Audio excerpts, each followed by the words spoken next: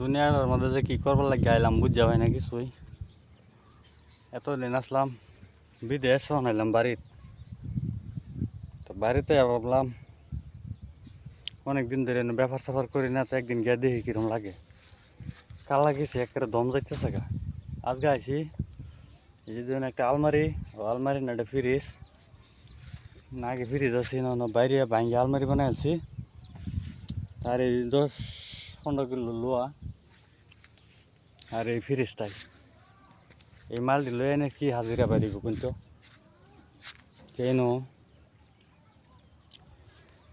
দেড়শো থাকিয়া চলবার আছে বুঝা হয় না। এই সারাদিন ঠেলা ঠেললে এত কষ্ট করে এরা যদি মাল সাল না পাওয়া যা কি করে খাইয়াম, এই চিন্তায় বাসি না। তখন ভাবতেছে আবার আরেক কানো যাইম গা, গিয়ে কিছুদিন থাকি আই দেখি আই দেশের আবহাওয়াটা কি ভাব ধরে।